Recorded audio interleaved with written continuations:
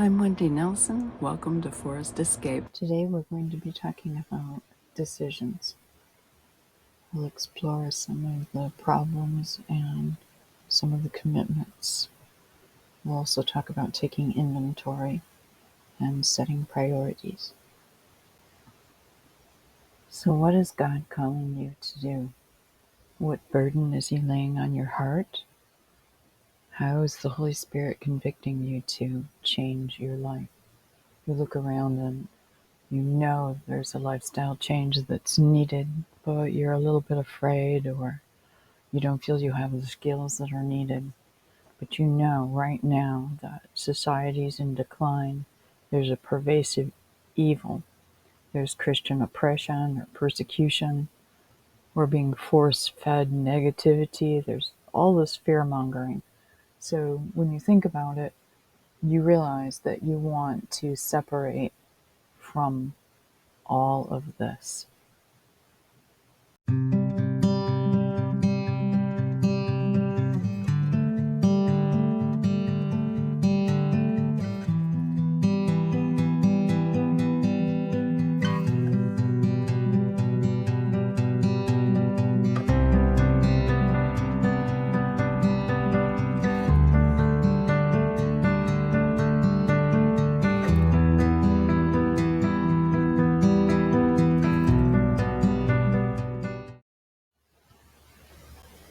So let's think about the work-life balance. So many people say that they don't have as much time for family as they really want to have. And so many people talk about not getting enough sleep. And they also talk about their life at work is their entire life. Between commuting and working, it could be around 9 hours per day, and that would be reasonable. But when you look at this, 8 hours of sleep, if you can get away with less hours of sleep, and say maybe that's 7 hours of sleep, and maybe you have one more hour in commuting. Maybe it takes you an hour to go to work and an hour to come home. Now you're robbing from sleep to be able to go to a job. And if you don't do that, then you're robbing from the time with your family. So if the boss makes you work 2 extra hours in a day and you're working 10-hour days, now you've got only 5 hours with your family. And chances are, that is before you go to bed, and you've already missed maybe dinner with the family, bath time with the kids, reading a good night story with the kids. It's just really out of whack, and we really want to be able to get back to normal, you know. So you only have 24 hours in a day, and if it is balanced, you're going to feel healthier and happier being with family, having sports, relaxing. That's healthy. And sleep, you really need to get good quality sleep.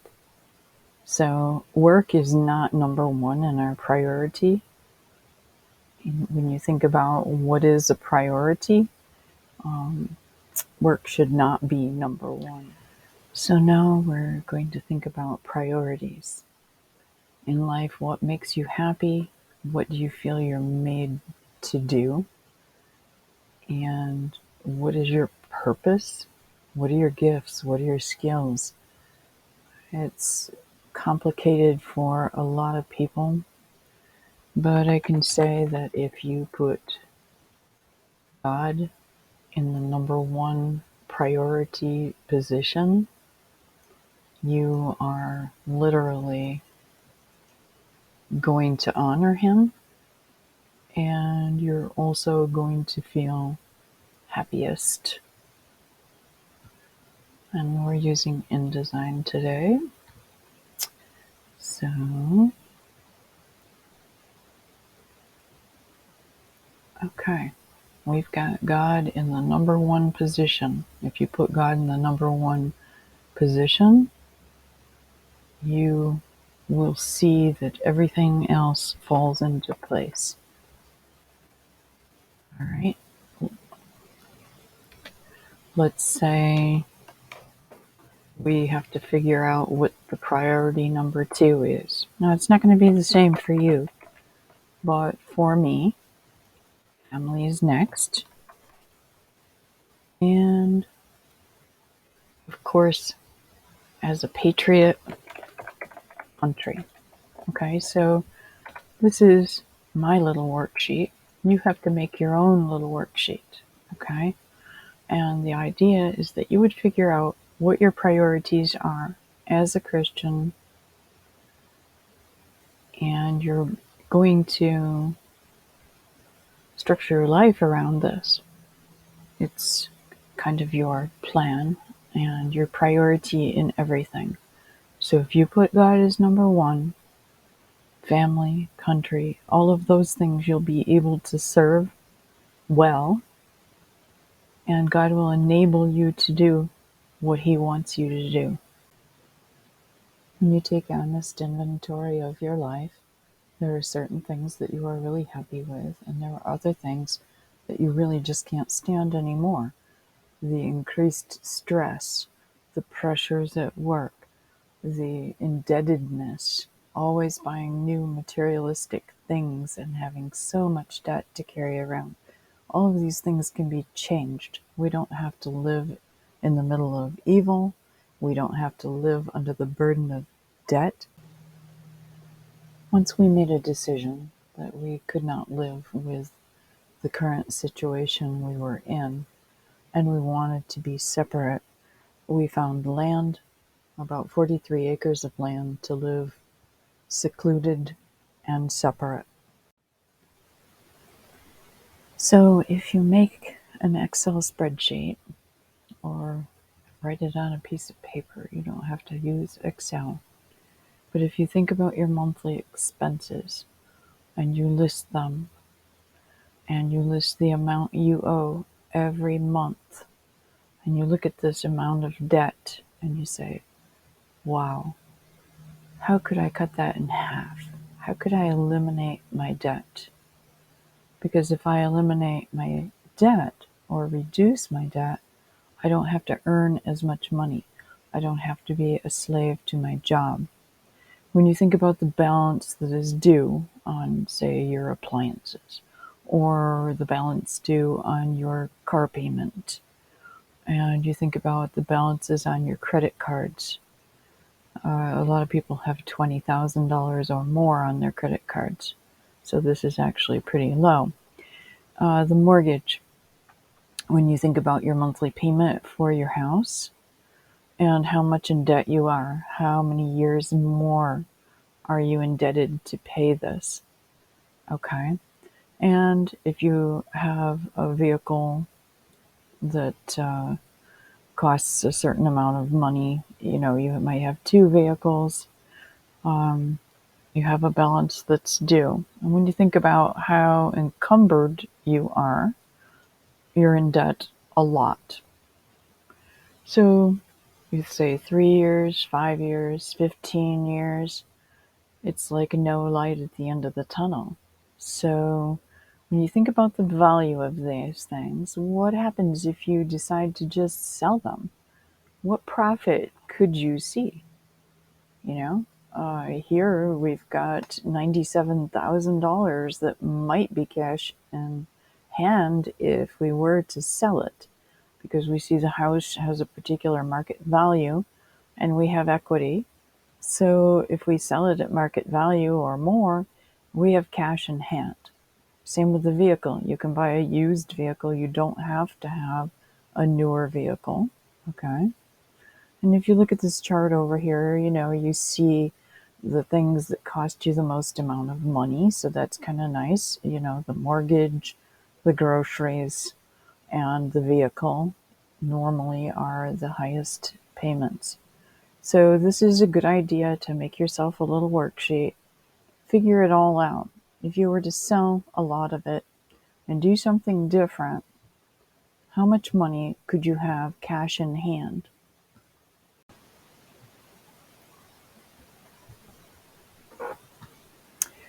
So, on the monthly expenses, we are going to say that we will pay off the car and we will profit $5,000. We will pay off the credit cards. Of course, we don't profit anything from that. We'll pay off the mortgage by selling the house, and we have $90,000. And we pay off the truck, and when we're done, we don't have much in hand, but we have $2,000. We have $97,000 cash in hand. Okay?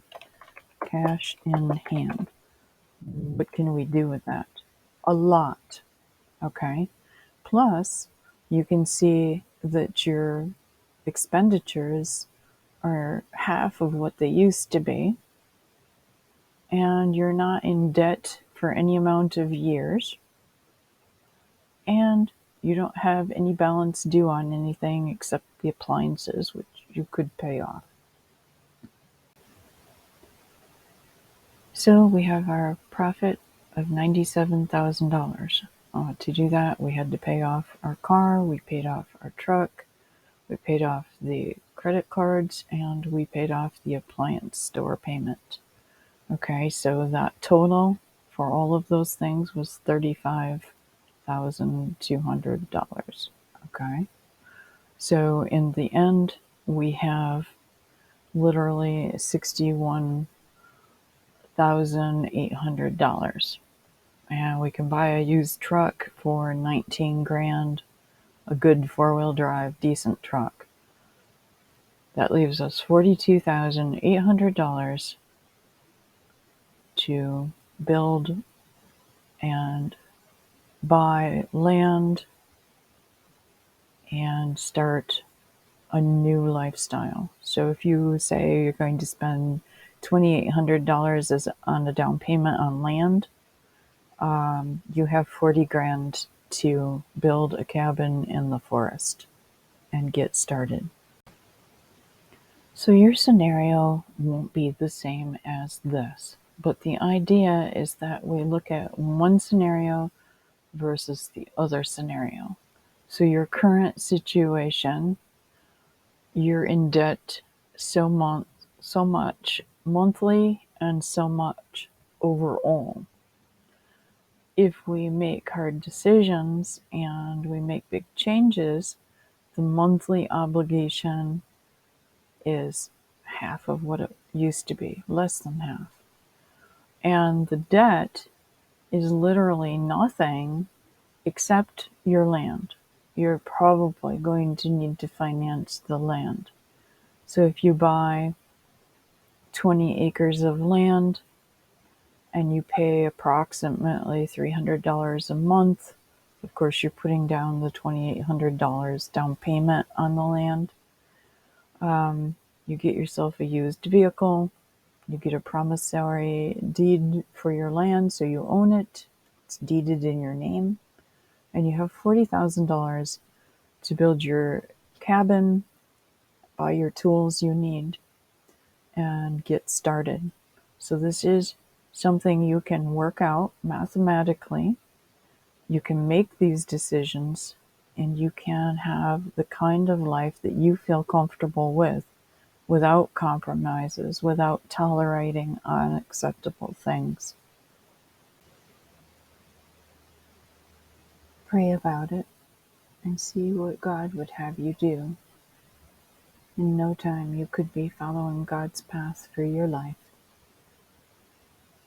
You just have to have the faith and take the first steps. Be sure to like and subscribe and share with your friends. See you next time. Have a great day.